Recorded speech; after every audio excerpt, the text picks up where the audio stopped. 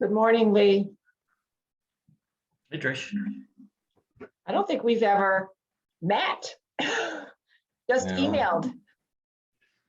Yeah, well, you're in for a rude awakening today. Uh-oh, why? Oh, you get the real McCoy. Lee chick. I have to applaud all of you attendees. I turned the meeting on a little bit early because I thought the presenters would want to check in, but participants are here before the presenters.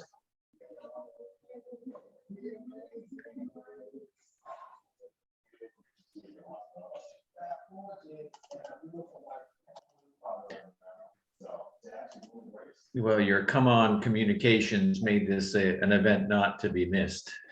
I'm glad to hear that. This does tend to be, I mean, the panelists that we have are the experts, and if nothing else, it's a connection to them so that as you're going through the tax season, if questions arise, they're all really terrific and willing to help.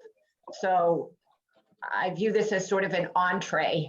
So hopefully you get your questions answered today, but there's so much knowledge and tax expertise. And I'm giving you my introduction before I start the program, but it also establishes a connection. So it's a resource that's available to all of you as the season goes on. Yeah, and the timing is good too.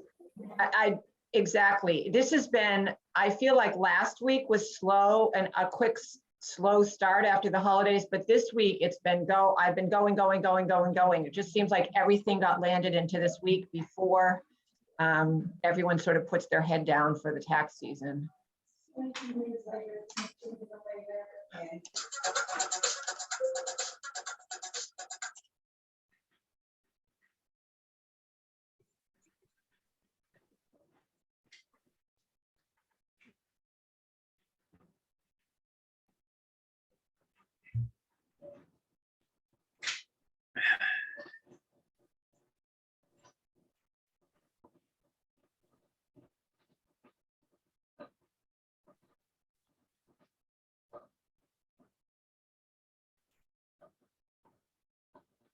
I'm looking out my window and it started to snow. Yahoo!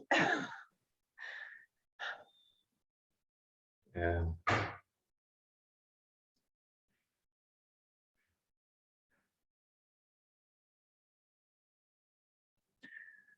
Well, at least it's a little warmer this morning. I will agree with you on that one.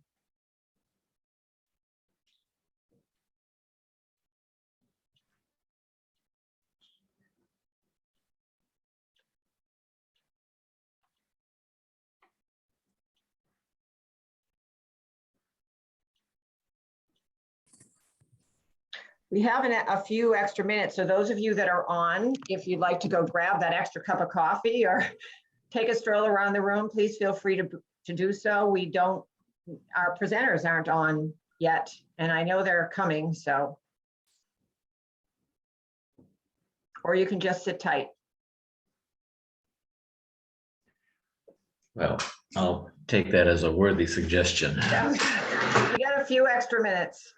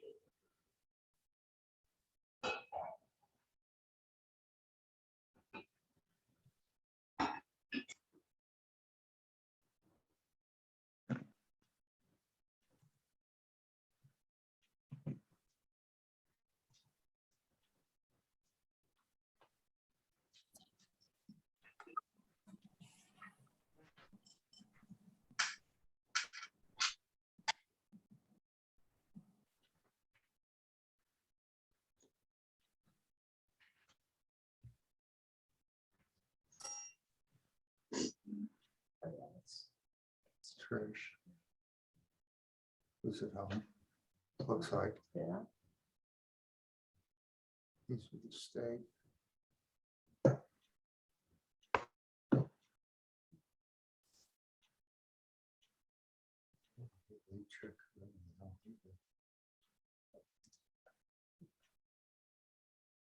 All right. Look it back. Trish. Let's see. Okay.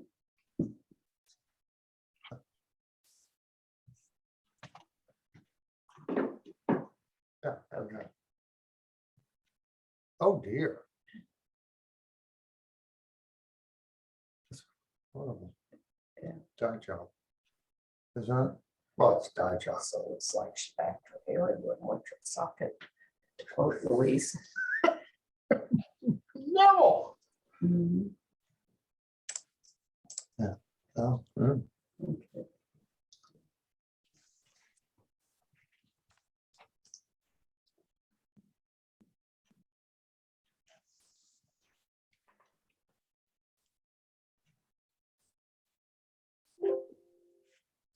it's making noises. Yeah.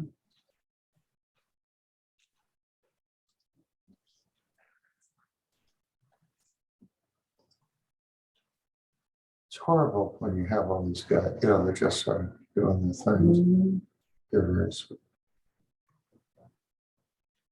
Oh, there's John Black. He's at his office. Okay. Of course, hi, John. Hi, is that Bruce? Yeah, hey, John. I see a lot of familiar names. Hi, Lee. John, good morning. Nice to see you. Morning. All right. I can't hear me, can I? Or I'm not, I should mute mine, shouldn't I? Oh, no, that's my one. Or is that mine? Yeah.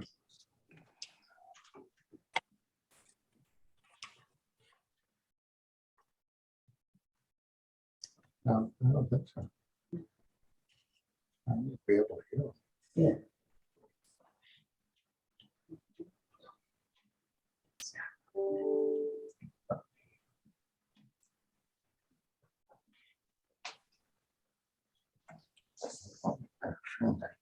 Oh, no, yeah, that's Yeah. right.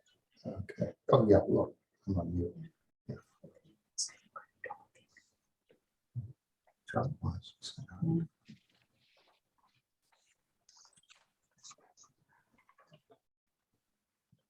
Good, I guess we're good, too.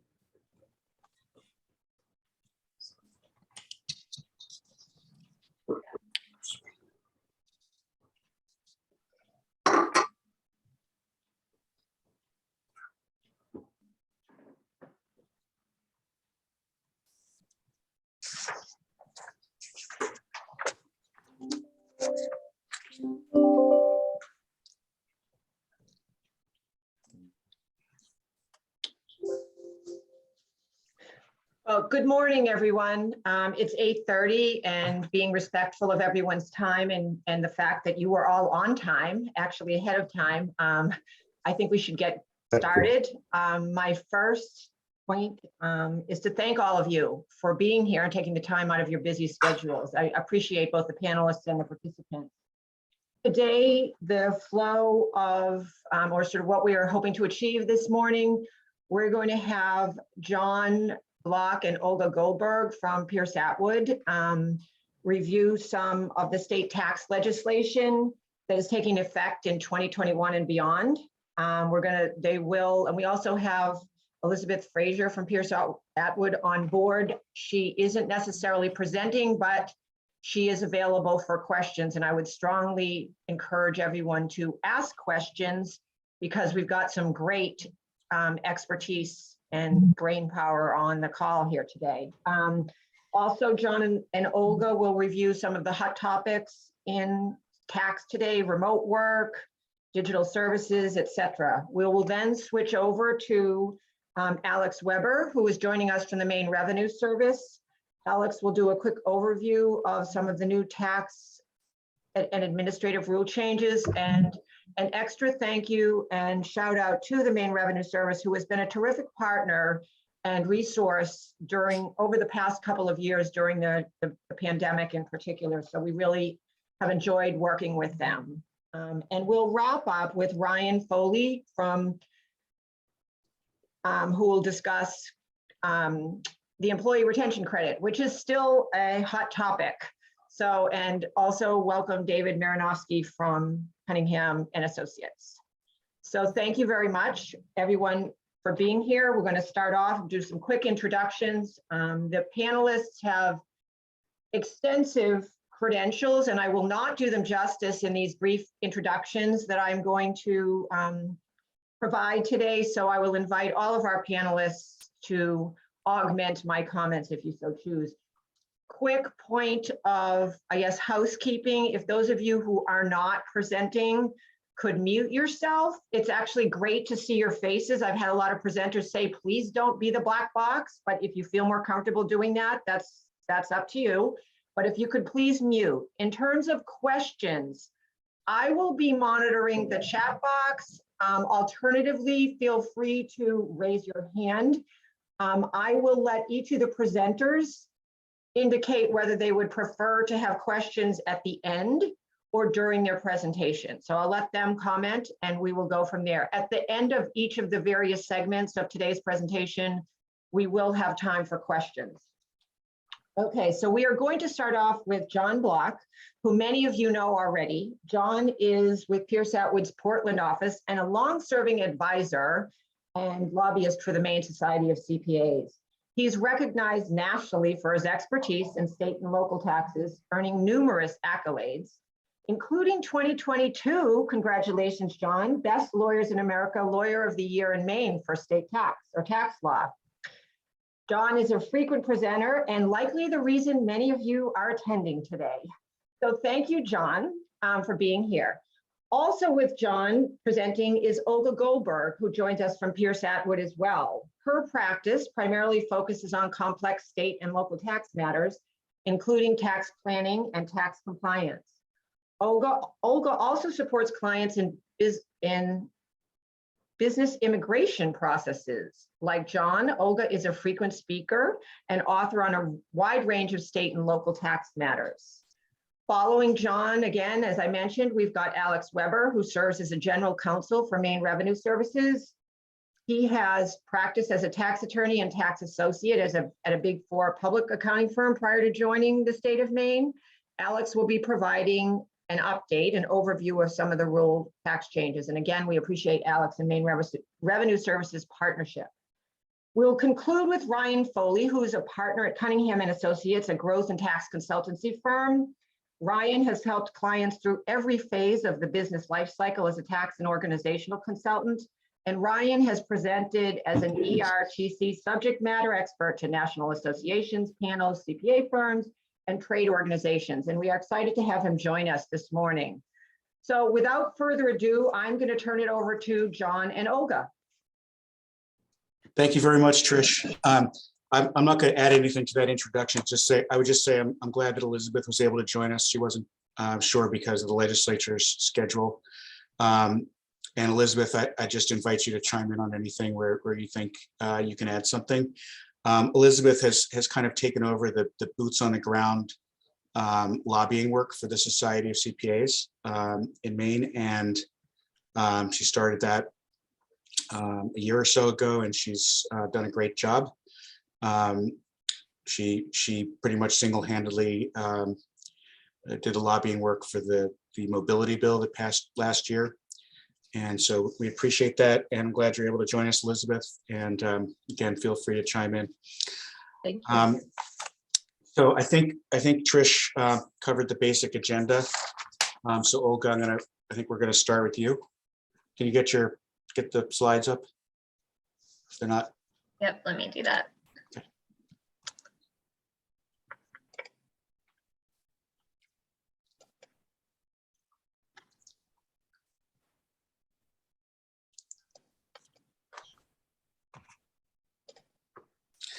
I think Trish will be emailing this to all of the participants following the meeting. So you'll have this, you'll have access to this afterwards. All right. Great. So as Trish mentioned, we're gonna kick things off by going through some of the highlights from the last legislative session. From a state corporate income tax perspective, probably the biggest development was Maine's adoption of a factor presence standard. Before this law was enacted, Maine didn't have a statutory definition of nexus for corporate income tax purposes. There was an administrative rule that included some objective factors, but also some subjective components, but now it's sort of a subjective bright line rule. So under the rule, a corporation will— Can you put, Olga, can you put slide 4 up? Oh, it looks like it's up on my screen. Okay. What are Olga, you might seeing? need to We're stop just- your screen share and reshare. That happens fairly commonly when you change a presentation method. Oh, I see. Okay. Let me, We're just seeing the first page. got it. Let me try again.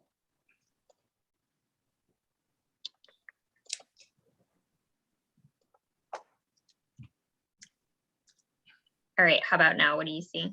First page. First page.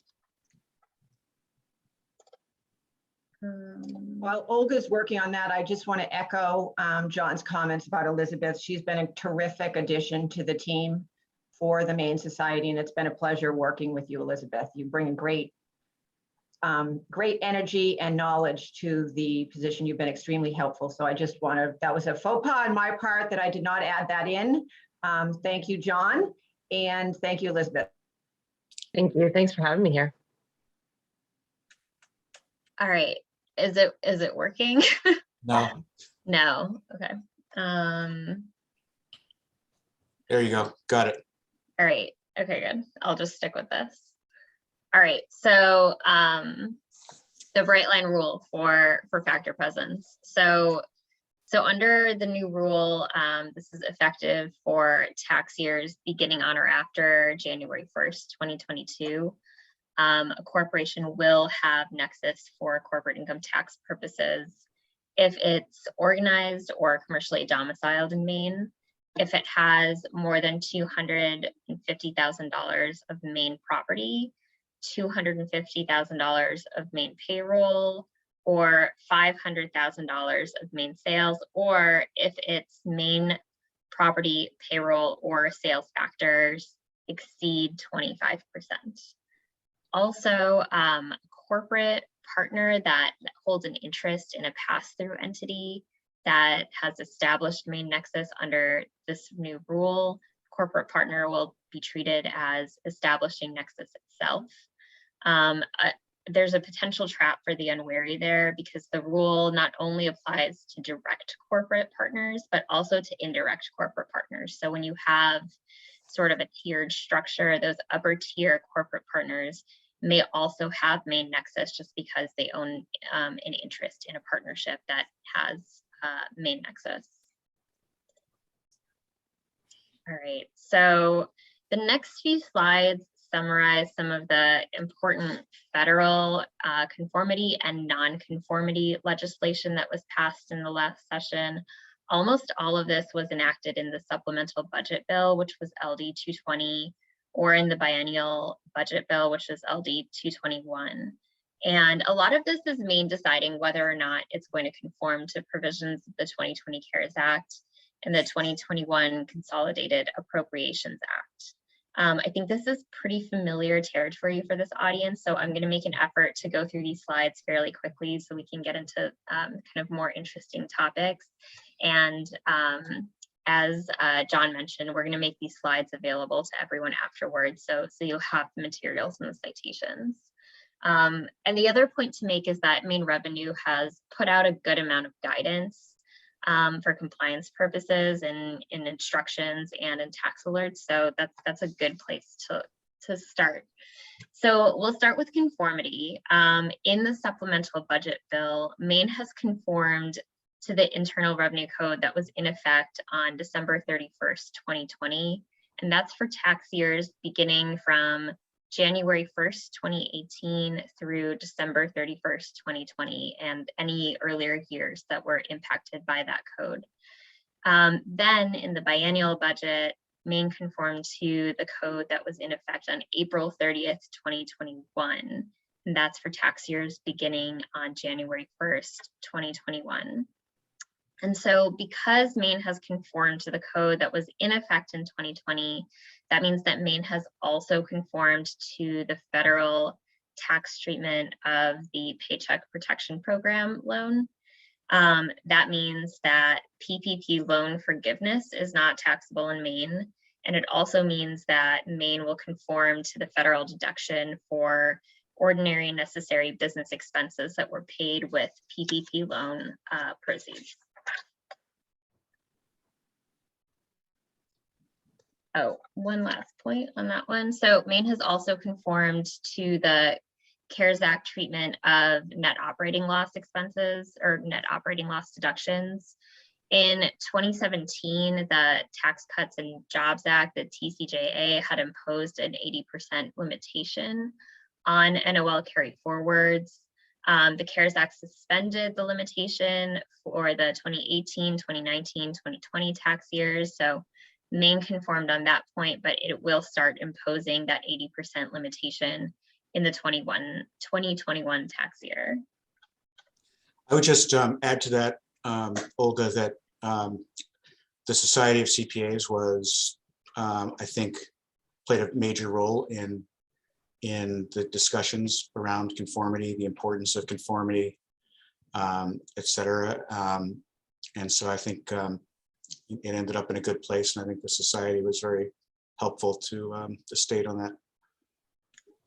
Yeah, great. So the next two slides are on nonconformity, unfortunately. So these are provisions where Maine has essentially decoupled from many of the tax portions of the CARES Act. So for one, the CARES Act deferred the excess loss limitation for non-corporate taxpayers, small businesses.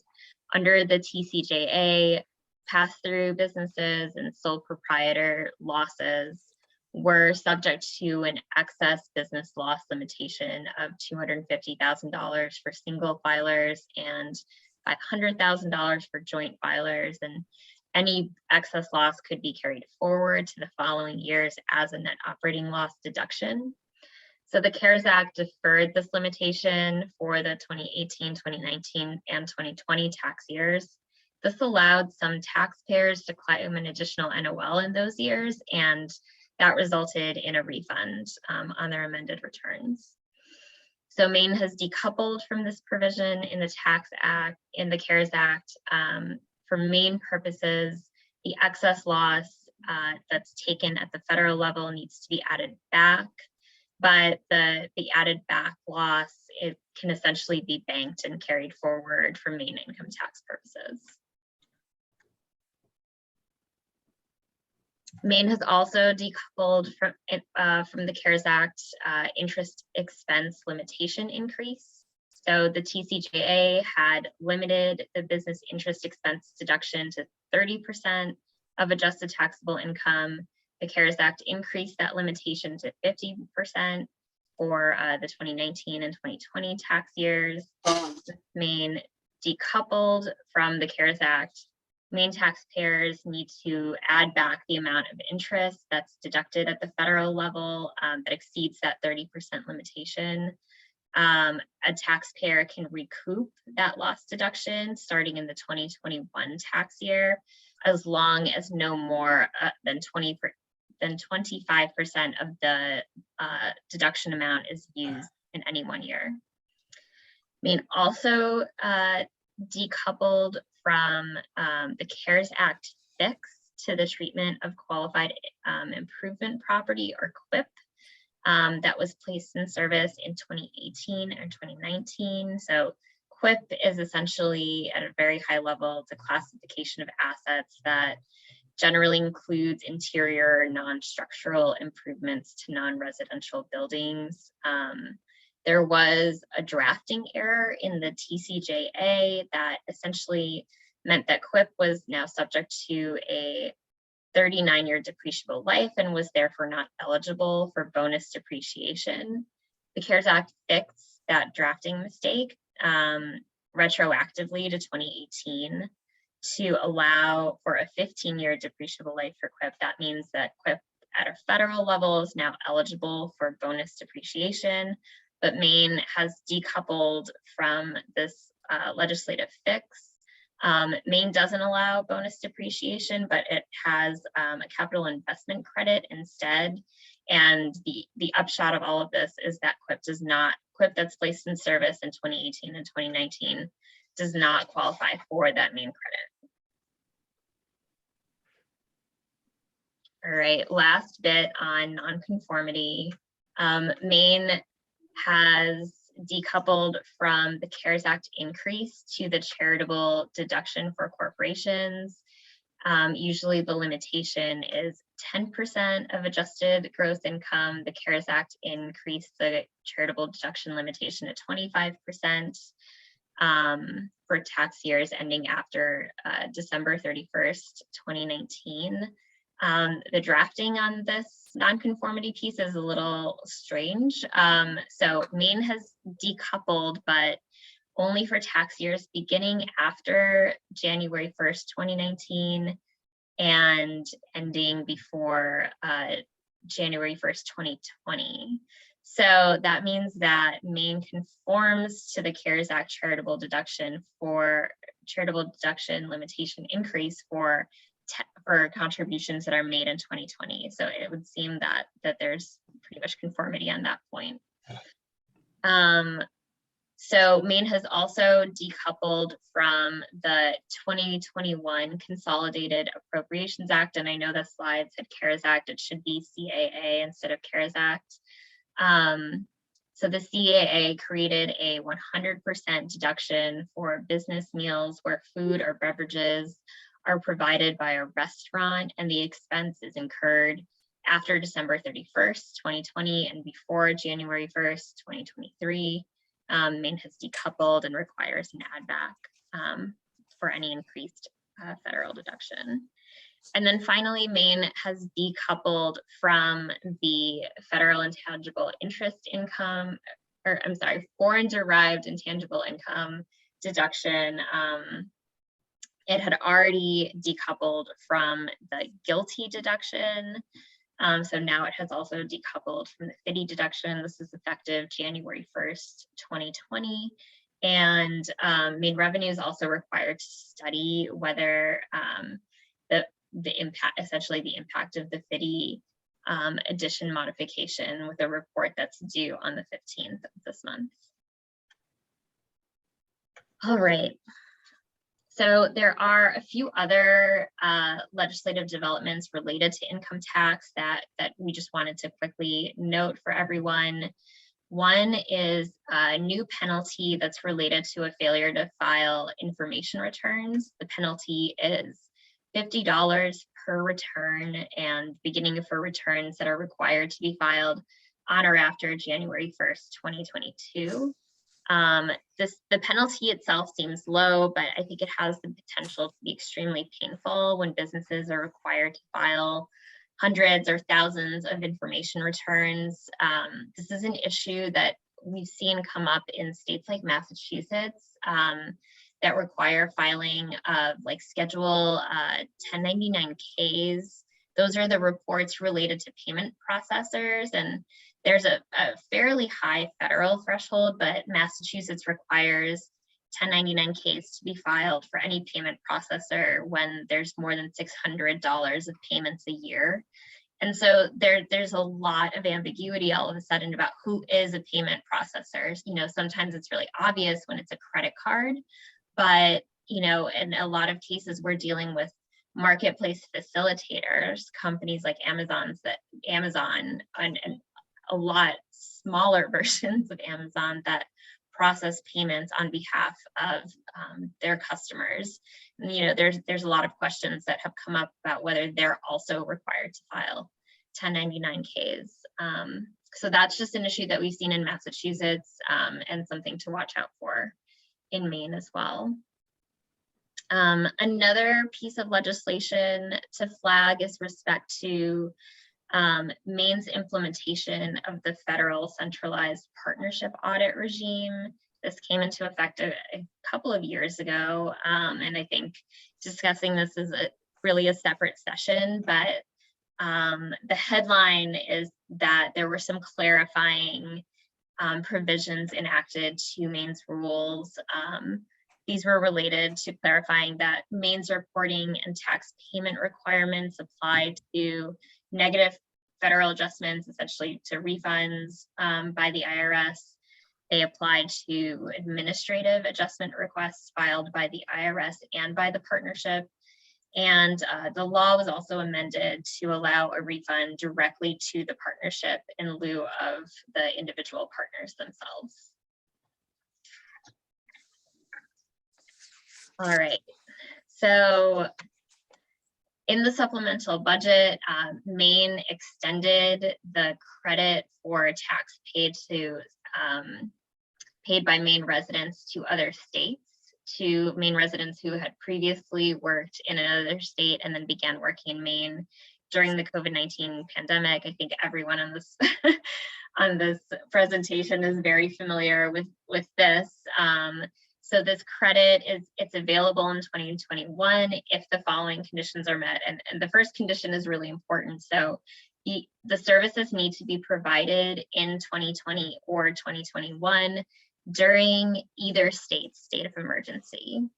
The second requirement is that the other state must continue to source the Maine's resident income to that state, even though the Maine resident is now working from Maine. And then the final requirement is that the other state asserts that the Maine resident doesn't qualify for a similar credit in that state. So I think, as we all know, this expanded credit was enacted in direct response to an emergency regulation enacted in Massachusetts that did all of those three things. Massachusetts continued to source Maine residents' income to Massachusetts, even though they were now working in Maine. And the thing I just wanted to flag on this credit is that there's kind of this weird window where it seems like both Maine and Massachusetts are going to tax the Maine residents' income. So the rule says, as I mentioned, that the services need to be performed during the state of emergency.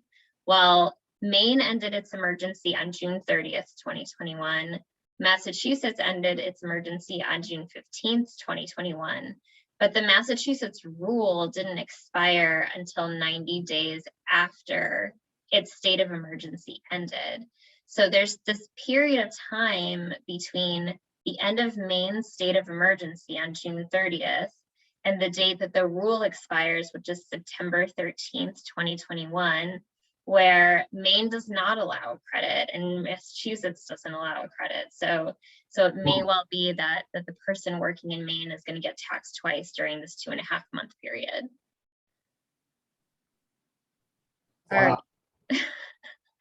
So the final slide on income tax is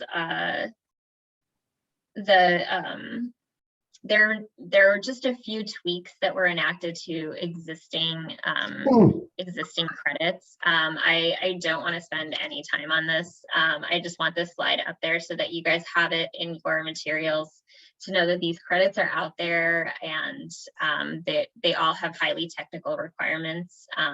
They were slightly tweaked in 2021. It's not worth dwelling on. So we will move on to the next slide. So I think this is for me, moving into the sales tax area. Firstly, there had been a threshold in place for remote sellers, people selling things into Maine that don't have any physical presence in Maine. And this is following the Wayfair Supreme Court decision a few years ago. The threshold for sales tax nexus in that situation had been, you either have to have $100,000 of gross sales into Maine or 200 separate transactions. And the 200 transaction threshold has been eliminated starting 2022. So now if a remote seller has 100,000 in gross sales, that's all that will establish Nexus, and they'll be required to collect Maine sales tax. Another development outside of the income tax, well, kind of to do with income tax, sales tax, both. The Pine Tree program, which started way back with Governor Baldacci, has been extended several times. It was set to expire in 2021. It has been extended for another 2 years so that new businesses can still be certified until the end of 2023. All of the benefits last for 10 years, and so the benefits have also been extended until the end of 2033. And this is something to keep in mind because this is a very lucrative program if you have businesses that are considering any kind of expansion or relocation in Maine, and they'll be hiring at least one new employee. And they're either a manufacturer, financial services, or in one of Maine's list of targeted technologies, they may qualify. Mostly York County and Cumberland County businesses don't qualify, but there are some exceptions to that as well. So just keep that in mind. Next slide, please. So about 20 bills were carried over from the last session of the legislature. The last session was the big session where they deal with several thousand bills. This current session is a short session, as is not unusual that they don't finish everything in the first session, and some bills are selected to be carried over to the short session from the last session. And the most, I think, the one we're watching the closest that was carried over is LD 1704, which would decrease the Maine estate tax exclusion from 5.6 million all the way down to 1 million. And so, if this passes and your clients haven't already moved to Florida, they probably will be now, or even New Hampshire. So it's in my opinion, very questionable tax policy. I believe only a dozen states even have an estate tax at the state. Do you mind if level. I jump in? Please. I was just going to share for those of you that don't keep as careful an eye on this as all the rest of us and are much more fortunate to do so, that last year we did beat back an estate tax bill that would have reduced it to 2 million instead of the 1 million. So this is a worse second bite at the apple. They were two separate bills that were submitted in the beginning of the legislature. Honestly, they're very similar except for the limitation. If I had my crystal ball, I don't know for sure. I'm not making any promises. Progressives really like this issue. For some reason, they're very hung up on it. They think it's sort of like a moral obligation. But I will say that the state has a very significant surplus this session, $800 million, which is about 10% of the state budget as a general matter. So I think it will be difficult for them to do any revenue raisers. And this is a revenue raiser. I mean, it's a tax increase. So we'll at least continue to hit them over the head with that. And we may call on you for your assistance when the time comes. But if it sounds familiar, it is familiar. So thanks for all of you to hanging in there with us. Elizabeth, has the governor taken any position on this or on the other bill that was killed? Not yet. She did, I believe, on the last bill, quietly behind closed doors, urge progressives not to vote for it. I think she certainly didn't want to have to veto it. The same thing will happen this time around. I suspect she will not want to see this on her desk, not in a gubernatorial election year. So I suspect that may carry some weight with the legislators, and we'll certainly work with her office to try to get her to lean on them. But nothing publicly yet. Okay, thanks, Elizabeth. You're welcome. Thank you. There are a smattering of other tax bills that were carried over. I'm not going to go into those, but a few of them may have some legs, perhaps. Next slide, Olga. All right, I think this one's fine.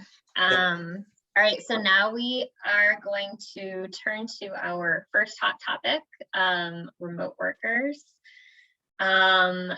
You know, I think I see a few backgrounds. It looks like a lot of us are still working remotely.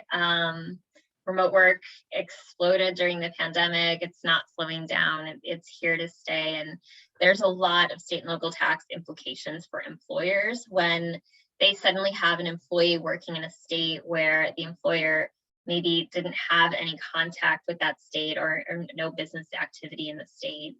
The big one from a state tax perspective is nexus.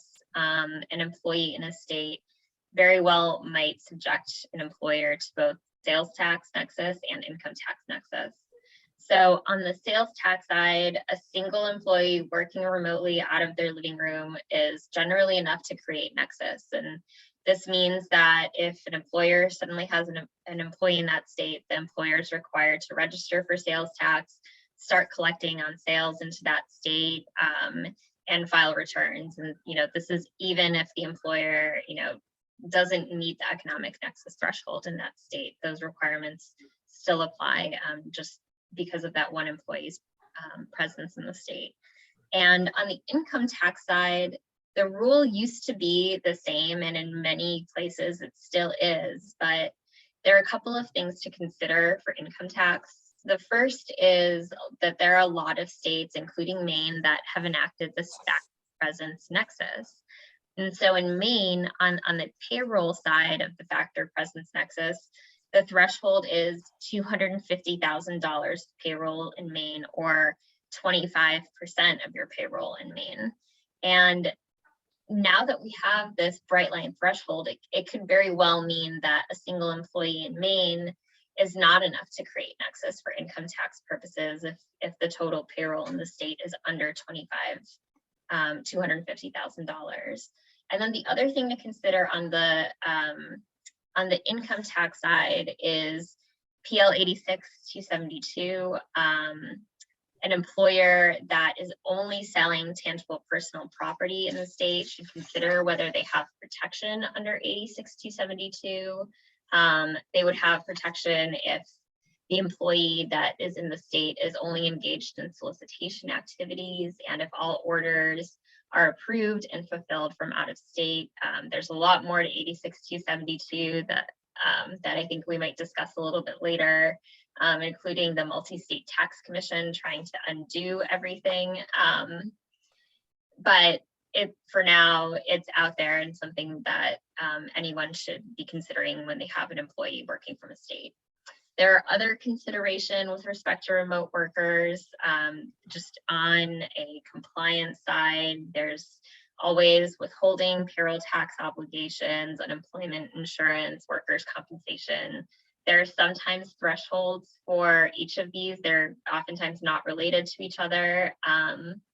And that's just something to look at on a state-by-state basis. You know, we threw up the Maine safe harbor for non-residents working in Maine, but it's different in every single state, and a lot of states don't have any sort of safe harbor. So another hot topic in Maine has to do with pass-through entity taxes that have been enacted by a whole bunch of states now. This has started fairly small, but it is growing rapidly. And this is all driven by the $10,000 state and local tax deduction cap at the federal level.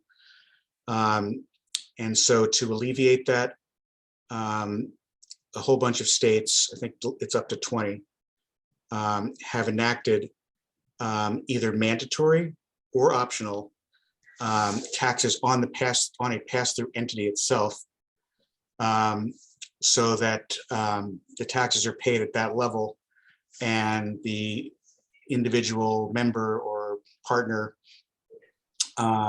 is able to avoid some of the $10,000 SALT cap limit.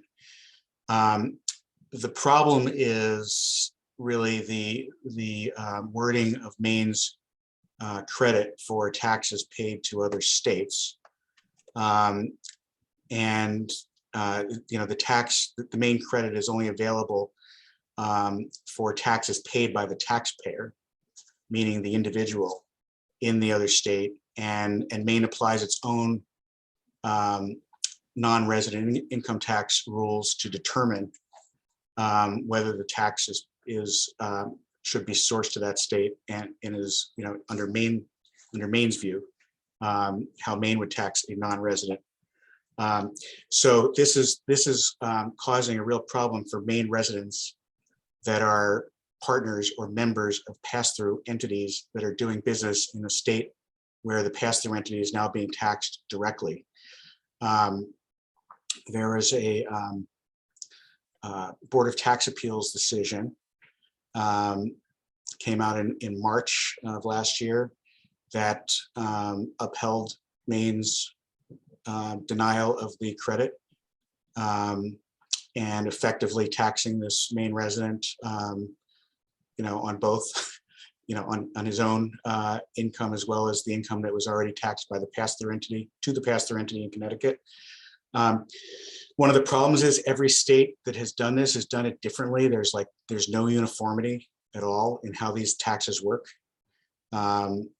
Connecticut's is very much different than Massachusetts. New Hampshire has always taxed pass-through entities as entities. It's nothing new in New Hampshire, and Maine is not allowed a credit for that. And so this is kind of a real problem for these folks.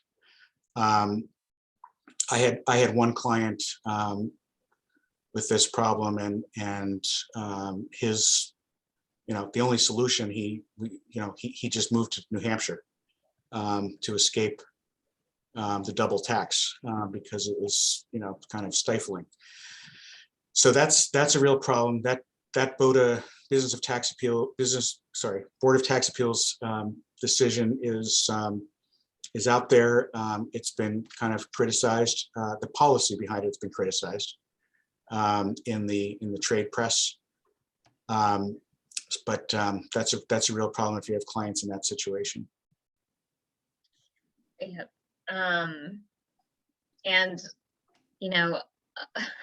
this has been a concern. I think the decision's been criticized, but this has been a concern for state practitioners nationally, that states are enacting these sort of SALT cap workarounds without considering the state tax implications of on their individual members. The Connecticut tax is an optional tax. So, the Connecticut tax is actually a mandatory tax, but I think it's the only mandatory tax of the 20 states. I believe the remainder of the states, it's an optional tax. So at that point, it kind of looks a whole lot like withholding, and a lot less like, New Hampshire's mandatory tax on all business organizations. But then you have other states like Georgia that don't have, it's an optional tax, but it's just a tax on the pass-through entity. And Georgia just tells the owners, don't file a return, don't take a credit. You just don't owe Georgia tax now. So at that point, it looks more like New Hampshire. So it's just kind of a mess because states are all over the place. And we just wanted to very quickly highlight an issue to watch with respect to pass-through entity. It's this investee apportionment concept that Massachusetts has asserted for non-unitary owners of pass-through entities. There's a case that was just argued at the Supreme Judicial Court in Massachusetts on this topic. It essentially deals with a Florida corporation that sold its interest in a Massachusetts LLC. There's a lot of gain from the sale, and Massachusetts is claiming that it can tax the entirety of the gain. As a general principle, the Constitution, we believed the Constitution does not permit a state to tax income derived by an owner that does not have, or a taxpayer that does not have nexus with the state. And if there's no unitary business relationship between the owner and the entity that's operating in Massachusetts, historically the position has been that, the owner is the taxable entity, and Massachusetts doesn't have any right to tax its income in the absence of a unitary relationship. And so in this case, everyone has conceded there's no unitary relationship, but Massachusetts is asserting that the Florida owner is still taxable on its gain because the value of its underlying investment, this Massachusetts LLC, was derived from Massachusetts operations. And, I think this would kind of upend the way that taxation nexus works. So it's definitely worth keeping an eye on the case. And it's called Boss Holdings. And I've given you guys the citation on the slide.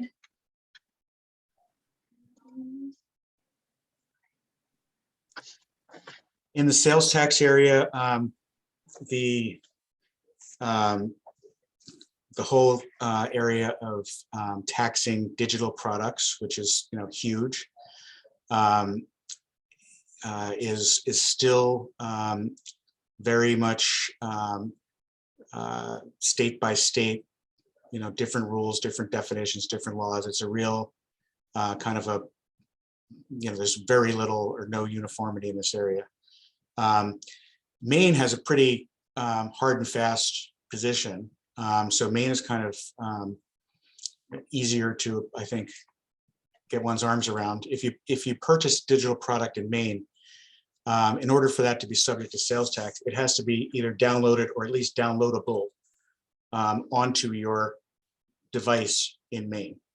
So if you buy a book, from Amazon, and you can download it onto your device, your Kindle or your laptop or whatever, they should be collecting Maine sales tax on them. If you're just looking at something, purchasing something, but you can't download it, it's not taxable. And of course, we're assuming that the product would be subject to sales tax. It's something that's subject to sales tax if you bought the physical, book itself at the bookstore. So that's Maine's treatment. It's a fairly black and white rule. John, can I chime in on that? Sure. Really quickly? So a thing to be aware of for Maine's treatment is that, in the last couple of legislative sessions, there has been legislation introduced to essentially tax not streaming or virtually accessible digital goods under the service provider tax as opposed to the sales tax. So, in practical terms, what this would mean is that if I went on Amazon and I downloaded a song, I would be taxed on that under the sales tax because it was downloaded at a 5.5% rate. If I went on Amazon and I rented a movie and I streamed it, I would be taxed on that at a 6% rate because that would be subject to the service provider tax. Obviously it's sort of like an apples to apples, whether I'm renting something or downloading it, I'm still kind of digitally accessing something. And it's been kind of this, it's been our position that that's not great tax policy to apply 2 different tax rates depending on whether something is downloaded or not, even like when it appears to be the same product. So that hasn't passed yet, but that's just something to keep an eye on. Yeah.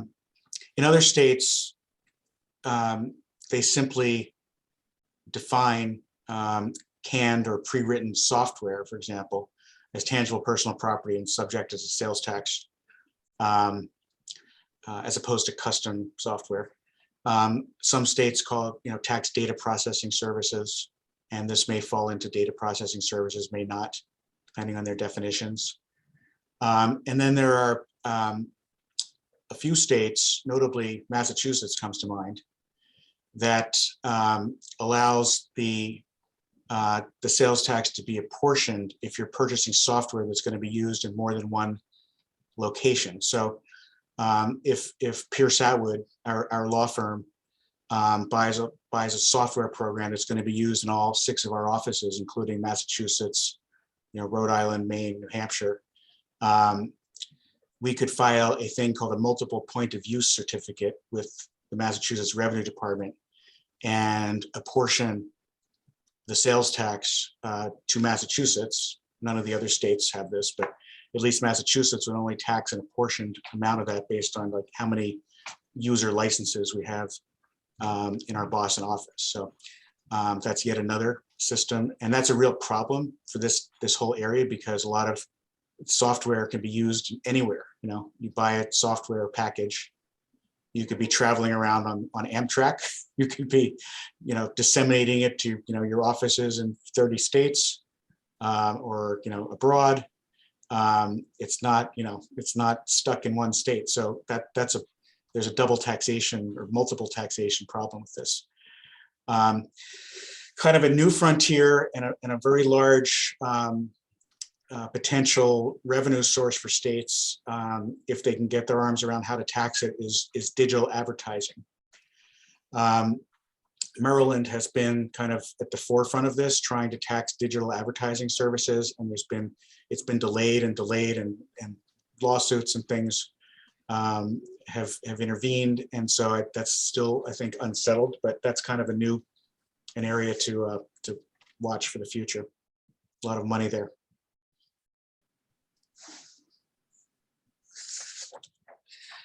Want to move off the legislation to talk about some of the things that we see frequently in audits and litigation that at least we're aware of, or that we're actively working on. One of the sort of repetitive things that is coming up now is kind of generated by Maine's single sales factor apportionment regime for multi-state businesses. And with single sales factor, it is market-based sourcing. So you're supposed to be sourcing product to the place where the thing is being used, whether it's a service or tangible personal property. So the issue has been coming up of exactly where to source things when you have sort of a structure where the provider of the service has a contractual relationship with its customer or client, which that customer or client may be located outside of Maine, buys that service, but kind of the benefit of the service is then being disseminated through Maine. And just to give an example, because there are a couple of pending cases in this area, but pharmacy benefit management services. So for example, a company that provides pharmacy benefit management services that, maybe their client might be either an insurance company or a large employer. They contract with one of those entities, which may be outside of Maine, and they design a pharmacy benefit for the employees or the insured people of the insurance company. They negotiate discounts. They design the panoply of pharmacy benefits, and that's all done for their client, which is the large employer or the insurance company. But then somebody like you or me then goes to the pharmacy in Maine and fills the prescription. And Maine's position on that is that the apportionment should be based on the people going to the pharmacy in Maine, filling the prescription, regardless of the fact that I may not have any contractual relationship at all with the pharmacy benefit manager. I'm not their customer, but I am sort of the beneficiary of their service. So that issue is out there. A similar issue is out there with respect to things like broadcasters. So they sell advertising, maybe to, let's say, General Motors or Toyota, which is outside of Maine, that's their customer. But then you and I get to watch this advertising when we're, turn on our TV set. We've seen Maine want to apportion it, not based on where the customer, the advertiser is, but where people are turning on the TV. So it's kind of a statutory interpretation issue with some constitutional elements perhaps, but that's kind of unsettled. There's pending litigation in that area. Another area that we've seen repetitively, I think we've had at least 10 cases on this in the last few years, is Olga mentioned Public Law 86-272. So that's a federal law that was passed in the 50s that basically says that a state cannot require an out-of-state corporation to pay its state income tax if the only activities that the company does in the state are solicitation of orders for tangible personal property. And so a lot of businesses have salespeople that go into the state, and they're salespeople, they're supposed to generate orders. And the problem comes up when those salespeople do something else that is not exactly directly generating an order, but maybe something like, they see a expired product on the shelf, and so they pull it off the shelf because they don't want somebody to buy that, and they put it in the back room or they throw it away. And the question is whether that salesperson has just caused the corporation to have income tax nexus with Maine. And we've seen this in, like I said, about 10 cases recently. And a lot of it are cases involving food manufacturers who send sales reps into Hannaford or Shaw's, Walmart, to observe the display of their product, to make sure it's displayed correctly.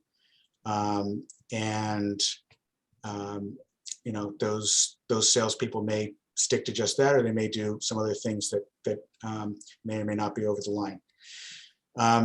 We also see a lot of, Hey, John, before you move yes, on, sure. on 86-272, I mentioned this earlier, but this is an issue that we're already seeing a lot, but this is poised to just completely blow up in the next year or two because essentially there's exactly one Supreme Court case interpreting this federal law, and the Multi-State Tax Commission has put out guidance that's sort of, it's a list of these are the protected activities, these are the unprotected activities based on the Supreme Court case.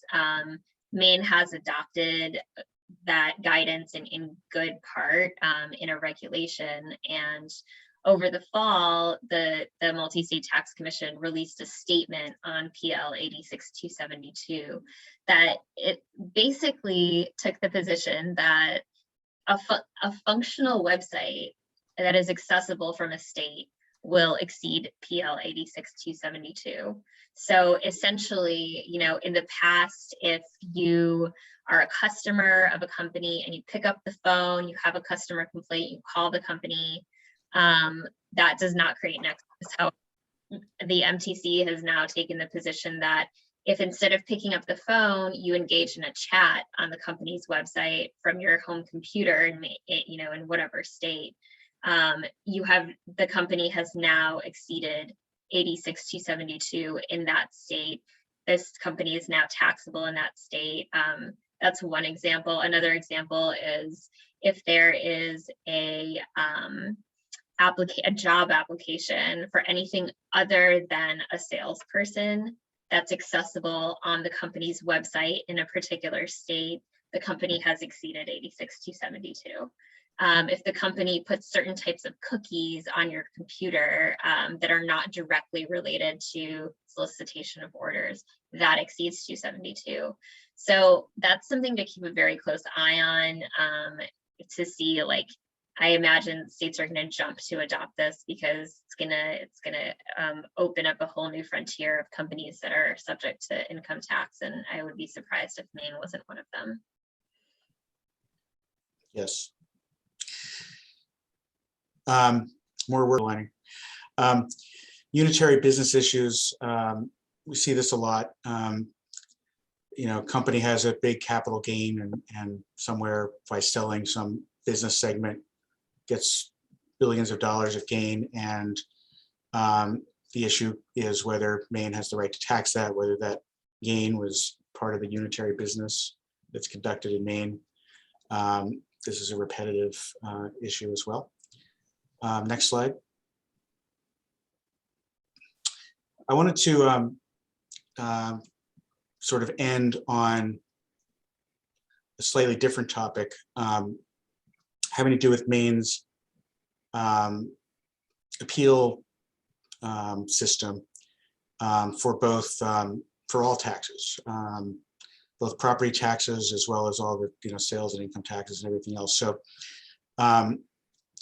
the goal of a good tax tribunal, there should be independence from both parties. They should have state tax expertise on the panel. There should be a de novo review to the court. Shouldn't have to pay the tax in order to contest it, because that creates a big disadvantage, puts the taxpayer at disadvantage. There should be transparency, fairness, and efficiency. Those are the goals. And Maine has two of these boards: the Maine Board of Tax Appeals, which hears everything except property tax, and the Maine Board of Property Tax Review. And both of these boards we appear in front of, and they are both in kind of a sorry state of affairs. The Board of Property Tax Review has consistently had a third of its positions vacant, is excruciatingly, painfully slow, and inefficient to the point where it really impacts the quality of the appeal process. The Maine Board of Tax Appeals, which is something that the Society of CPAs was instrumental in setting up around 15 years ago, is also in a bit of a sad state. They used to have 3 or 4 hearing officers. They're down to 1 remaining hearing officer. It is very, very slow. I think the quality of the decision making is questionable. The morale is very poor on the board. And so these things, I think, are sort of ripe for rethinking, reimagining, overhauling. I mean, I also practice in New Hampshire next door, which is a state that is, about the same size as Maine in population, has fewer taxes than Maine, but they have a board over there that has been around for eons, that I appear in front of, has 3 full-time board members, has a staff of 4 or 5 people, meets every single day, 9 to 5, and it's fairly informal. Don't need an attorney, like the Board of Tax Appeals, but you feel like you're getting your case is being processed and you're getting a fair and just hearing, no matter how it comes out. So I don't think there's any reason why Maine can't do better. And so this is the short session of the legislature. I've got my eyes on the next session, because I want to go on a mission to, I think Olga and I and Elizabeth want to try to improve this for the benefit of all tax practitioners in Maine. So I think we're going to end there. Happy to answer any questions that may have come up so far.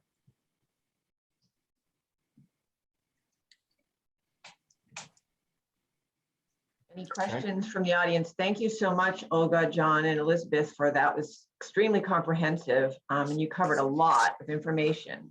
Again, I'll reiterate, we will be sharing these, or I will be sharing these slides. So if there are questions that arise post seminar this morning, please share them and we'll make sure that they get answered. But I will, before I turn it over to Alex, I just want to give everybody one more shot at asking a question. The group is certainly small enough, just unmute yourself and ask a question if you would like. Hi, this is Alex. I was just curious about the suggestions to improve the board of tax appeals. If John or Olga or Elizabeth, just what maybe preliminary ideas that they had been contemplating. Well, it seems like it is under-resourced. With just one hearing officer, it's really, really slow. I'm not sure that the citizen board that is on top of the hearing officer functions, the way it was designed to. I don't think the board is really fulfilling the mission of being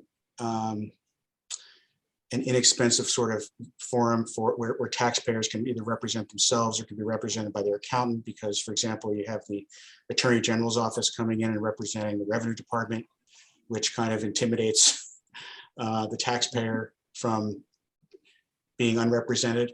So that drives up the cost. I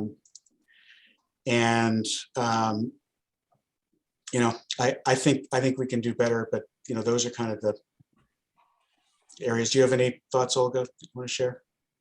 I think that covers our ideas at a high level. But Alex, I think John and I and Elizabeth would love to sit down with you and talk through these ideas, because we have a lot of sort of different permutations on how we think that both BOTA and the property tax board could be reformed.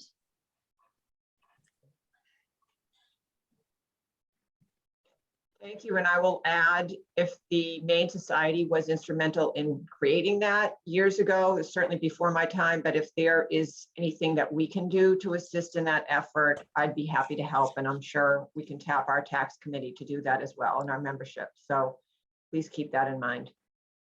Thank you. Thanks, Trish. Any other questions for John, Olga, or Elizabeth? And if not, I'm going to turn it over to you, Alex. Oh, Mike. Oh, Mike just thought you had a question, Mike, but thank you. Mike Santo is chair of the Maine Society's Tax Committee, and again, that committee and under Mike's leadership has been extremely helpful over the past couple of years. So we're willing to work with you. So Alex, I'm going to turn it over to you. If you want to just give a brief overview and update over some of the administrative rules that impact this group and their clients, and any other comments that you just might want to share from the Maine Revenue Service. Sure. Let me share my screen here first. Make sure that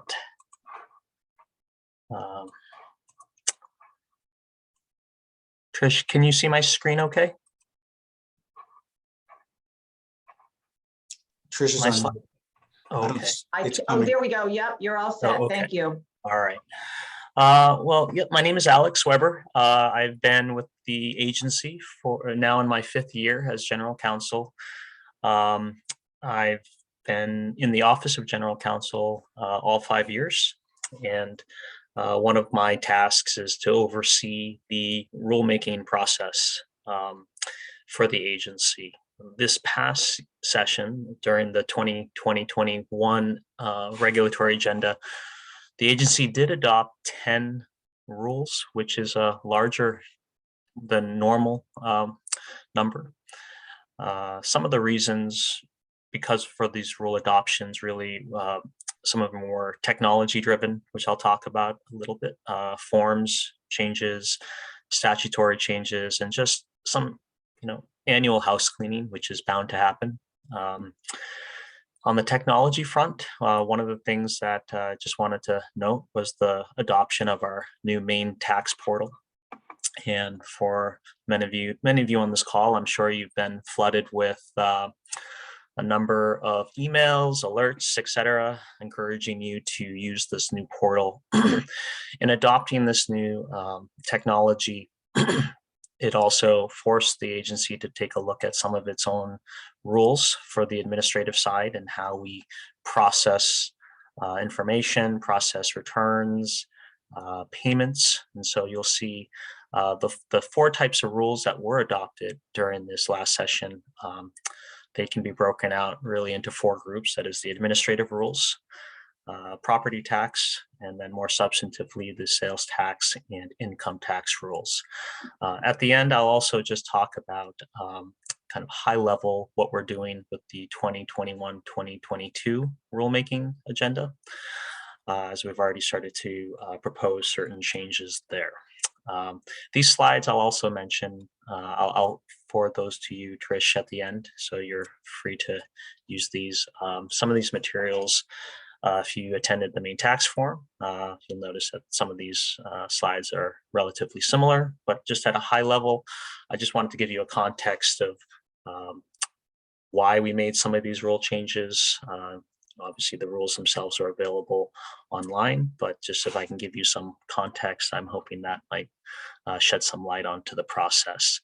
Lastly, before we just get into that, one thing I just wanted to emphasize too is on the comments. We do rely on the public, the stakeholders like yourself to provide comments, and we oftentimes don't receive any comments, and so and I understand that, particularly if you're working with clients that may have different backgrounds or different positions, there's always could be a conflict there. But to the extent that we make these rules based on the input that we receive, and sometimes if we don't receive it, it's just beneficial for everyone if we can get more comments. So there's just a little plug there for anyone who's looking to submit comments on this next agenda. So the administrative rules, the first part of the rules that we updated, really just broken up into these 3: the electronic funds transfers, the record keeping and retention, and filing of main tax returns. These are rules that many of you are probably already been affected by based on your clientele. The EFT payments, so at a high level, now the requirement to remit now applies automatically once certain conditions have been met regarding your combined tax liability, and so on. And so, EFT now eliminates the filing of other forms, and there's certain clarifications that were also made regarding payment-related penalties.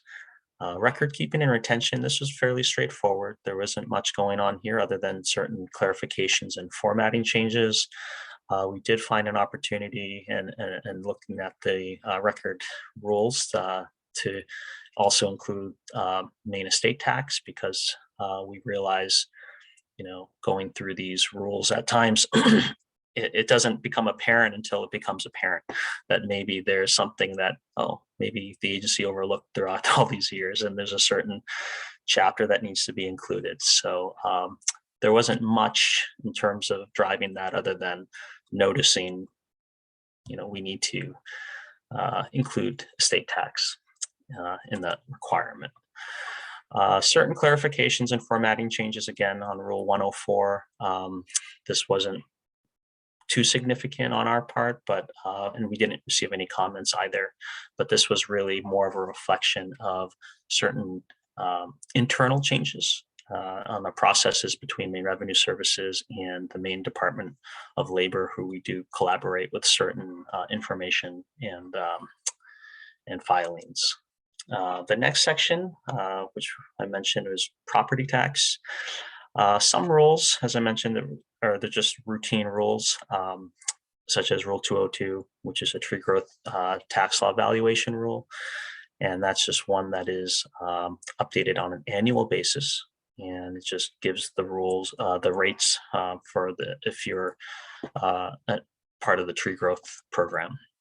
The Rule 201, and this is just certain definitions that were used to clarify the process for establishing state valuation, and nothing really prompted this other than maybe taking an opportunity to, again, to clarify. We look at the forms, we look at the statute, we look at our existing rule, and we notice maybe we can streamline the definitions a little more here for clarification. So the tree growth rule, which I mentioned, that's really just a routine annual rule for tax rates. The certification of assessors, this was more of an internal rule where we are looking at the criteria and for certifying assessors. And I don't know if that really impacts anyone here, but if you're interested in becoming a property tax assessor, this would apply to you.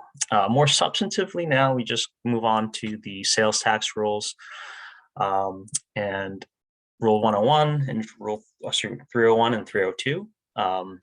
First with Rule 301, this was just, again, an issue where we looked at the rule and we noticed that it's a provisional resale certificate. To avoid confusion, we just wanted to clarify that this is not provisional. This is an actual resale certificate that should be effective to the extent that, again, you are maintaining the requirements for eligibility.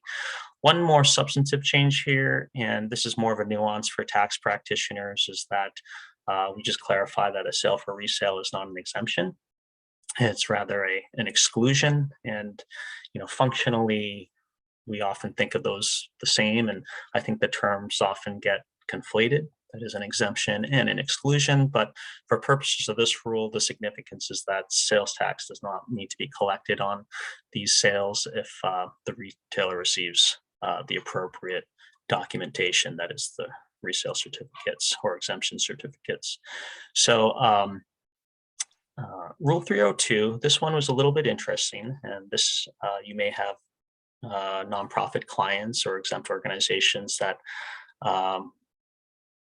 this could affect. And this was more of a product of our transition to the new tax system that we've adopted as part of the main tax portal. And looking back on, as we migrate information over to the new system and new certificates, et cetera, I think we also realized that some of these certificates are very old. Some of these exemptions are some exemption certificates have been they're not necessarily renewed, but we also wanted to clarify for organizations that we do have that authority to review your status, your exemption status. That is, once you receive exempt status, that doesn't necessarily mean it's not in perpetuity. Obviously, you need to maintain your eligibility, but also that the agency does have the authority to revoke certificates if needed upon review. But so that was, again, more technology driven based on our own internal systems and looking at data that we were migrating.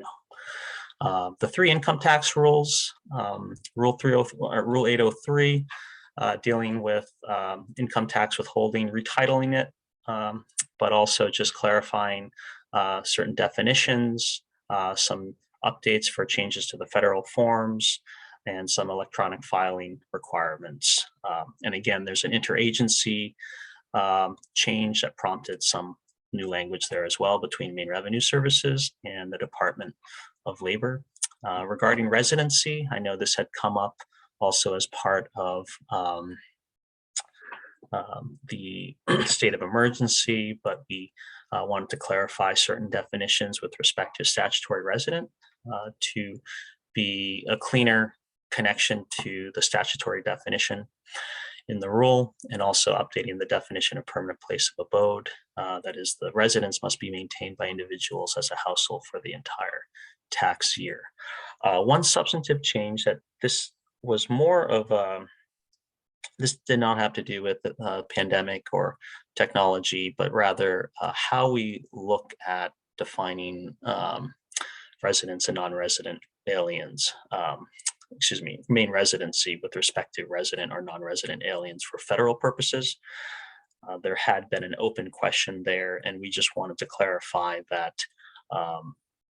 that the state residency, it's not contingent on your federal status of being a resident or non-resident alien.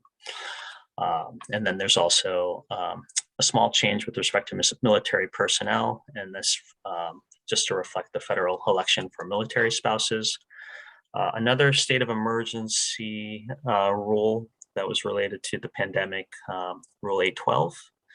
And this was specific to, as an emergency rule, the very first portion as an emergency rulemaking, it was really to allow for taxpayers who may have been in forbearance, but were still making payments.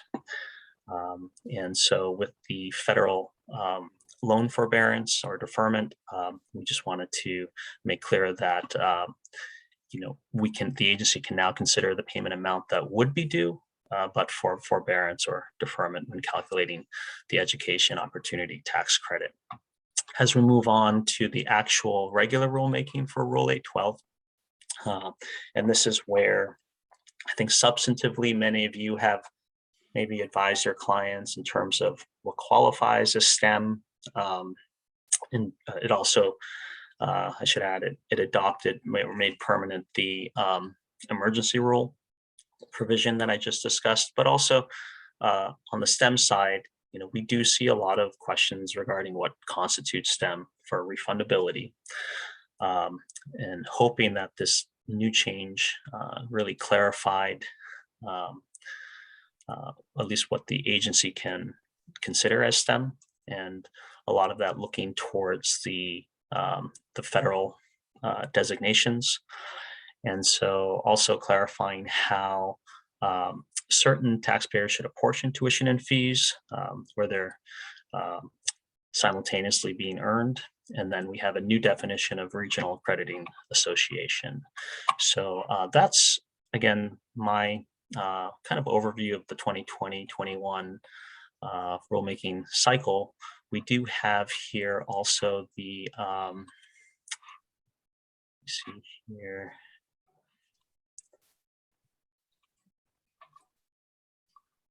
The 20,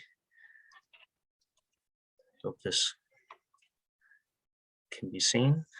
One point I wanted to add to the 2021-2022 regulatory agenda, we did recently add Rule 805 that is not reflected on this updated agenda on the Secretary of State website. So Rule 805, it deals with composite filings. And so that is a rule that we are currently looking at updating. And then one point I wanted to make, when we look at the regulatory agendas, historically, you'll always see more rules than are actually adopted. And a lot of times the divisions, they'll try to take a look at what needs to be done, what could they do, and some of it is just time constraints. Other times we realize we don't need to make the changes. And so we don't want you to think that we're just throwing everything out there. There is an initial good faith belief at the time of publishing that we will be addressing these rules. But for whatever reason, there are decisions where we decide not to update. And I highlighted Rule 210 here because there is a proposed draft, and this is for the telecommunications excise tax. This is a new rule that clarifies means excise tax and telecommunication services. Rule 801, apportionment, and Rule 808, corporate income tax nexus, getting to some of the content that John and Olga were discussing on factor presence. Based on the new factor presence statute that was passed, these are instances where we do need to update the rules. So I would encourage people to take a look at what we propose, provide any feedback that you may have. We've also proposed a new draft for the Rule 818 renewable chemical tax credit. This is pretty specific. I'm not sure if it would impact many of your clients, but I think this should be appearing here on the Secretary of State website maybe next Wednesday. So just something to look out for. regarding, some of these rules that you still see here, like Rule 812, credit for education opportunity. We talked about that earlier. We adopted 2 iterations of that last year. I don't know if we'll be working on that this year based on some of the changes that we've already adopted. Same as Rule 807, residency. We've already, I think, had a more comprehensive review of that rule. So to the extent that we've already adopted some of these rules in the last session, I think it's safe to say we probably won't be making any substantive changes here in the 2021-2022 for that agenda. But that's really all I have. I think I've used a lot of time, but if you have any questions, please let me know. Trish, I'll forward you my email, these slides, excuse me, and if there are any written questions after, if you'd like to forward me to my email, I'm happy to respond as well. Thanks Alex, very I have much, I have a Alex. question for you. Oh, I'm sorry. Oh, Go sure. ahead, John. I was just wondering, Alex, the IRS has announced a few days ago that they've warned practitioners that this is going to be a really, really, really tough filing season.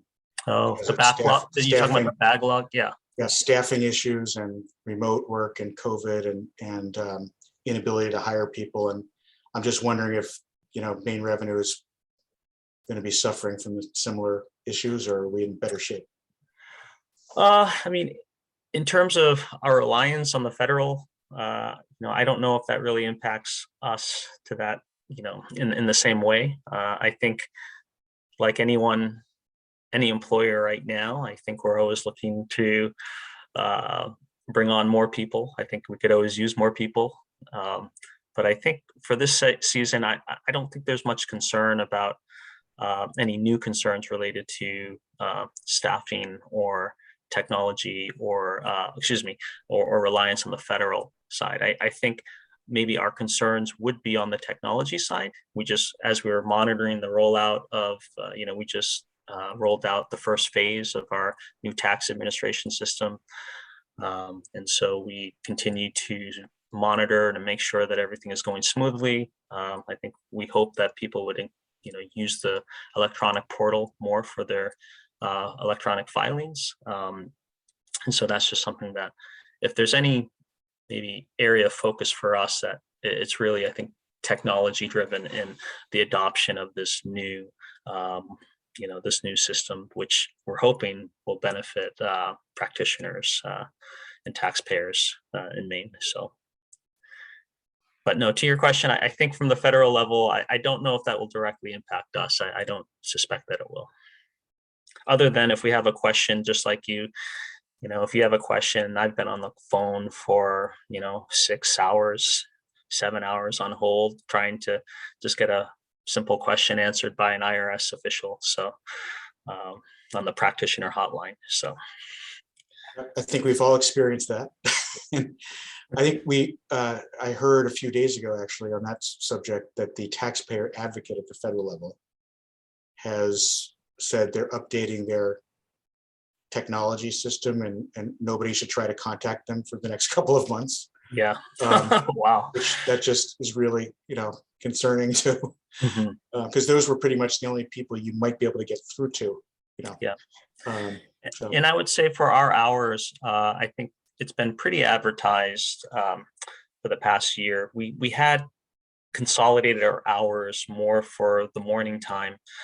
And if you have an income tax question, sales tax question, those questions for the taxpayer assistance lines would be answered in the mornings. And then you can always leave a message. And I think that agents are very good at returning phone calls right after.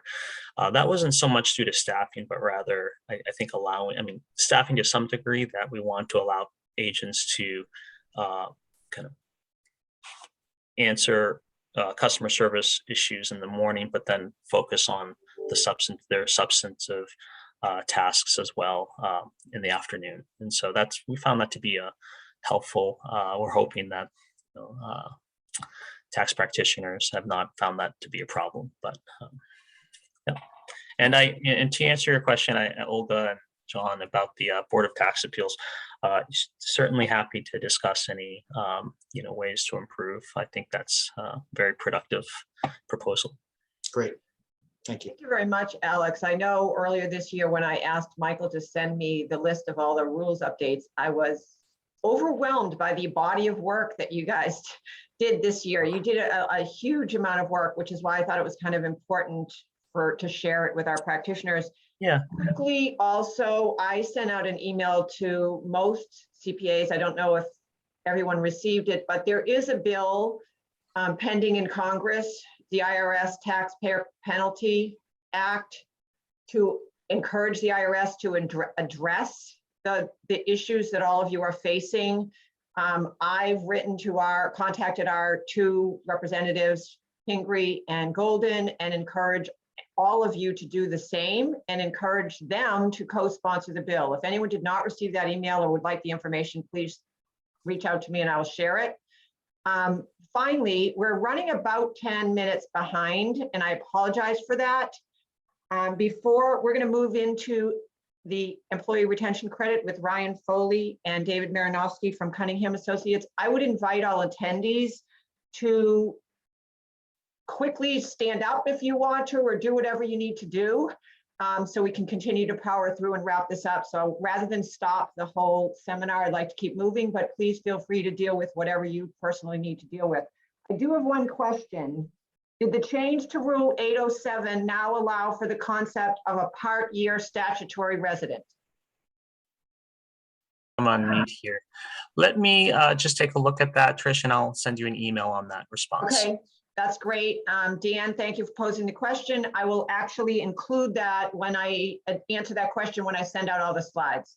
Great. And again, if there's anything else, please feel free to reach out to me and we'll get this taken care of. So again, do whatever you need to do to take a little bit of a break, stand up, whatever. But I'm going to turn it over now to Ryan Foley, a partner at Cunningham Associates, and David Marinofsky, who I did not introduce David earlier, which I will be happy to do. First shout out, he is a USM grad, so he's got a great connection to Maine. David has worked in financial consulting for over 25 years. He currently works at Cunningham Associates, building strategic partnerships with CPAs, consultants, wealth advisors, etc. We are thrilled to be working with Cunningham Associates and thank them very much for joining us today. I'm going to turn it over to you, David, and Ryan as well. All right. Thank you, Trish. I know we're on time schedule, but appreciate the opportunity, and we're really looking forward to working with the MSPCA and obviously everybody involved. So, but with that, I'm going to transfer it over to Ryan, the partner here at Cunningham Associates, to talk about the ERTC, which obviously we're finding is a tremendous strategy for companies out there right now that they can still take advantage of. So with that, I look forward to seeing you at the Mariners game next week, Trish, and I'm going to pass it off to Ryan. All right, thanks everyone. I appreciate. Let me just get my screen going here. Do I have permissions? Here we go. Perfect. Why aren't you letting me do this? Bear with me. So while I muckle through my technology here and make sure that we have permissions set up, just outlining a little bit about our firm. So the Employee Retention Tax Credit has really been around for the last year. We filed our first claim in January 4th of 2021. And terrific. All right, now you have my full attention. So we filed the first claim in January 4th, 2021. And what we found is during the initial onset, there was a lot of misunderstanding about the credit. And where we are today, a year out of it, is we filed over 250 million in claims for clients, which is a substantial number. Many of those claims coming out of the state of Maine, and predominantly our client base is around New England. So I'm going to run through today and understanding that we're a little short on time. I'm going to focus on really what I would call the most important things to take away, which is really understanding how you can qualify clients, because during a recent presentation to, it was actually a group of Massachusetts CPAs, a former commissioner of the IRS, outlined that when the initial budget was presented to Congress for the retention credits, they expected 70 to 80% of businesses to apply for this credit. And this information is still pretty current. It's about a month ago. Only 40% of those businesses that have actually applied. So using the upper end number, we're looking at only about 50% of eligible businesses have applied. And a lot of that comes from just a misunderstanding or a perception of the credit itself. So, hopping in, our firm, Cutting Edge Associates, we've been around for over 30 years. We have, I'm blessed to have a great team of individuals working for us, a lot of highly credentialed folks. We do not practice as a traditional CPA. We practice as a specialty tax firm. So we're not doing the compliance work and things like that. We're strictly focused on tax strategy. Looking at the landscape, there's been a lot of stimulus coming out through congressional orders and bills. And it boils down to, the two main that we hear a lot about, primarily PPP loans. Most businesses applied for PPP loans, and retention credits are certainly the second best incentive available to small and mid-sized businesses.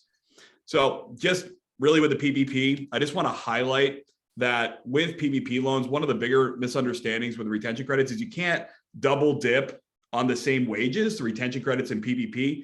But what many people don't know is that when you file for PPP forgiveness, generally you used a 24-week covered period or a base period. You can use the excess wages within the application. So if you got a PPP loan of say $500,000 and you filed for forgiveness and you showed $1 million in wages and other costs, then that excess, that $500,000 can actually be used towards retention credits. Additionally, you can optimize what periods you're actually applying the retention credit for. So for example, you can say, okay, my business was disrupted or had a revenue decline, say on the first half of that 24-week base. That Q2 2020 was very difficult for many folks, many businesses. So you can actually use that period for retention credits and then have the tail end of your covered period. Make sure that use that for the forgiveness portion so you can preserve your forgiveness. Okay, so just an overview of where we currently stand. Retention quickly came out under CARES, said that if you receive PPP funding, you couldn't take advantage. Under the Consolidated Appropriations Act, end of 2020, Congress opened it up and said, okay, you can dual claim. We're also going to allow for retroactive claim in 2020. And moving forward, we're going to expand and enhance the benefits for Q1 and Q2 of 2021. And then under the Biden administration, two impacts. One was an expansion, Q3 and 4, and then the removal under the most recent infrastructure bill, they pulled away 4. So, that retraction of the fourth quarter is really telling. This is policy, okay? So this can go away. Technically, the filing statutes, we can fall in line with payroll tax filings, right? But the overall consensus is that there might be some adjustments as tax reform continues to evolve. So as we stand right now, organizations can apply for up to 4 periods. 2020 is considered a full period, 1 period, and then quarters 1, 2, and 3 of 2021. Now, there are different rules. 2020 is a little bit of an island. It has its own set of requirements, specifically the large employer designation and the amount of credit are the two differentiating factors. Now, the large employer designation is also something that is misunderstood, and there's a lot of debate. Certainly early on, we now have clarification. The FTE can be confusing because when you look at PPP, you need to aggregate employees and create a full-time employee based on part-times. When you're doing a calculation for retention credits, you only count employees that are full-time employees, which it's defined as an employee that works over 130 hours a month. So when you're doing your averages, you actually go each month. If they worked over 130 hours or their full-time salary, you count them. If they don't, you eliminate them. You do not aggregate. And that's incredibly important when you're dealing with larger organizations like a gym or a restaurant group that maybe has a lot of part-time employees. Most times, and I have some examples if we can get to it at the end, the consolidation will be under 100 full-time employees. Why is that important? For 2020 and for 2020, the under 100 employees, once you establish that an organization does qualify, if you're under or considered a small employer, you can apply the credit universally to all employees, regardless of productivity. It doesn't matter. You apply it to all employees. So much, much larger credit benefits if you're considered a small employer. Now, fortunately, 2021, they raised that threshold to 500. Now you're capturing the vast majority of businesses across New England. So that threshold is much higher. And they also increased the credit threshold from 5,000 per employee up to 5,000 per employee in 2020, up to 7,000 per employee in 2021. So all in, if you're an organization that was impacted and qualify for all 4 periods, you can claim up to $26,000 per employee. And I want to just reiterate, this is a fully refundable payroll tax credit. So this is convertible to cash. It's not predicated on corporate profitability. All right. So there's 2 ways you can qualify. One is a revenue decline during normalized year. That's key because we're always going to be looking at 2019 as our comparative year. That's normalized, at least per the Congress.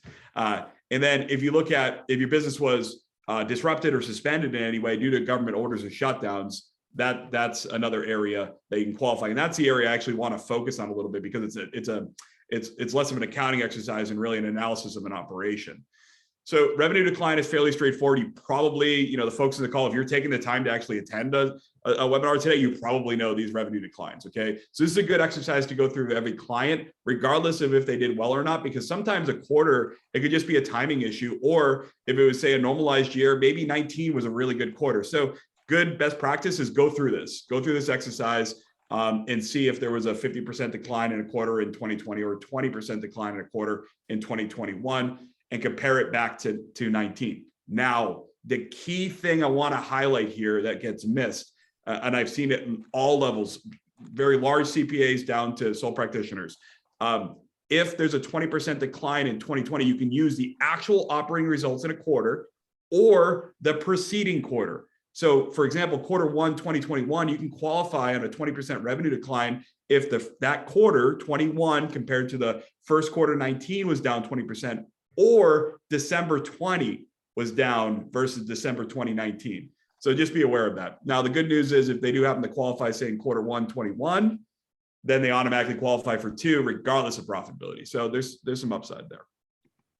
All right, business disruption. And this is something that if you look at the market, especially in 2020, most businesses were disrupted due to government mandates and the pandemic as a whole, okay? When phase 1 restrictions came out, businesses were forced to work from home. Depending on the municipality, construction sites were shut down. It was very chaotic. Now, when you look at the examples here, you have shutdown, work from home orders, job sites, capacity restrictions. We're seeing a lot now with supply chain disruption. Certainly in 2020, that's an area where there was an awful lot of disruption. Now, when the guidance first came out, there was, we had to develop a fact pattern to support what we deemed was a greater than nominal, which is in the bill, greater than nominal disruption. So we developed fact patterns. Fortunately, the IRS came out with guidance in March, which actually defined that. The definition of a greater than nominal disruption to a business is 10% or more disruption, and you can have a number of different qualifiers. It can be by a revenue vertical, it can be by the hours, efficiencies, but if you can prove out that you had a 10% or more disruption to your business due to government mandates, then that's a case that would have a viable claim. Now, there are a whole bunch of shops that have opened up and retention credits, so there's all sorts of folks that are doing this work, which is good because awareness is increasing. One thing I would advise as practitioners is CDC recommendations don't qualify. You need to make sure your clients are tying it into a government mandate. So if you're seeing, for example, third quarter 2021 claims and they don't have a revenue decline, that should be a red flag for you as an advisor to say, well, what's the mandate is this tying into? We're seeing a little bit of aggressiveness in the space. So that's something to keep in mind as you're going through and advising your clients. So when you're looking at that 10% or more disruption, a good leading indicator is if there's a business with under 100 employees, they probably have qualifying, they're probably going to qualify for 2020. just based on the amount of disruption around New England and within the market. There are a few exceptions, residential contractors that, there's more homeowner decisions versus governmental decisions, but it's more likely than not about 80% of businesses are going to qualify for that 2020 alone. Now, monetization of the credit, it's a fully refundable payroll tax credit. We're now past all original filing dates, so the only option at this point is amended 941s. The downshot is it's a paper filing. There are some lead times, 4 to 6 month processing time on these now. Okay. So when we consider a case, we're document people, right? We're professional and competent as a group, right? So what we want to do is make sure that our clients are not only filing the claim, but they're insulating themselves from any risk down the road. So the best move is to summarize, is to document well. So we developed executive summary. We actually develop narratives and itemize each narrative against the qualifying elements. And then from there, we create supporting documentation. For example, I talked about the PPP earlier. If you're going to allocate a base period and a portion of that base to retention credits, document where the PPP is preserved, the PPP forgiveness is preserved. So show those weeks, show that you preserved it, show that there was a thoughtful exercise. So if it is reviewed by the SBA or the IRS down the road, you have that, it's contemporaneous, it's in your drawer, you're ready to go. And there can be a variety of management support documentation that can be created, but it's on a case-by-case basis. So really, when you're dealing with the qualitative claims, it's incredibly important to fully document why an organization qualifies and how they meet the 10% not greater than nominal threshold. On the revenue side, again, just make sure you're preserving your PVP and then have the calculations in line. It's not overly complex. What we're seeing is most companies it's a hybrid claim. So it could be qualitative in 2020 because it's a large revenue decline, and then maybe it's revenue in 21. So just make sure you have your ducks in a row. When PVP, if you haven't, most folks have filed forgiveness or in the process of filing forgiveness. If anybody hasn't filed for forgiveness, most likely for PVP2, then there are some opportunities to include other costs. So the best bet is to include as much other costs as you can so you can free up payroll for retention credits. So there's some great opportunities there if done in advance.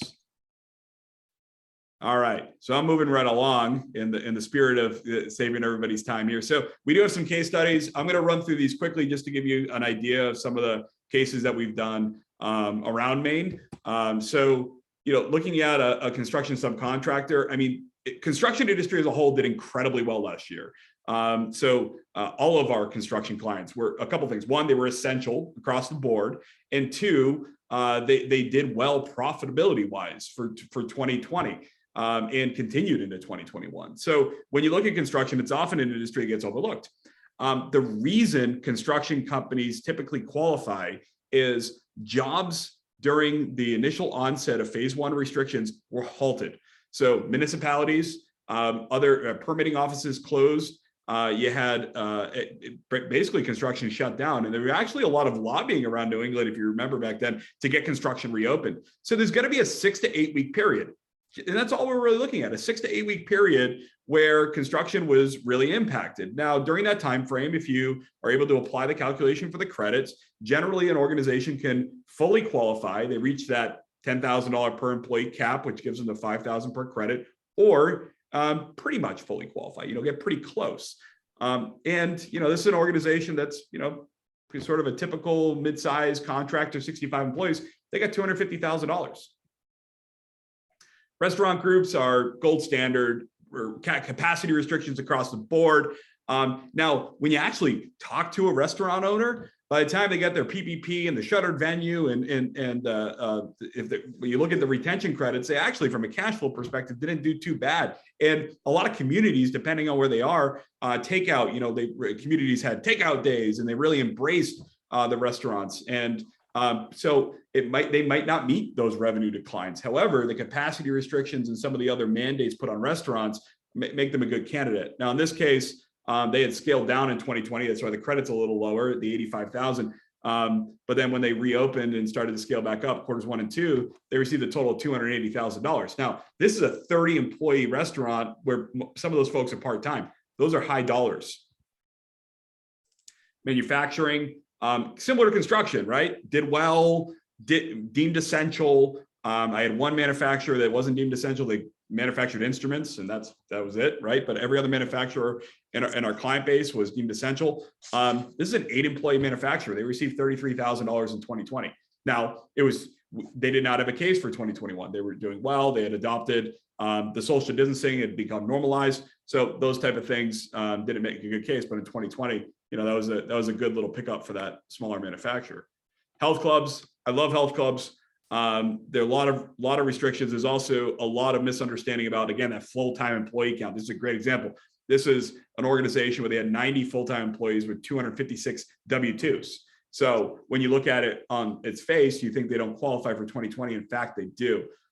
We did probably about, I'd say half or more of the YMCAs, YWCAs around Massachusetts. We're part of their association. And this is very consistent. This actually is an example of a YMCA in Massachusetts. And you see those numbers. And when you look at an organization where they're struggling from a membership perspective, revenue perspective, those are huge numbers to get back in the till. Moving company, similar. So part of the issue with the moving company, social distancing, they couldn't have their people in the same vehicles anymore. They had to retrain and actually bring more vehicles on the road. They also, there was a couple other city mandates that tied in to this particular case. The whole administrative staff was forced to work from home. So there was, we were able to prove out a 10% or more disruption for this. That's a 2020 only claim.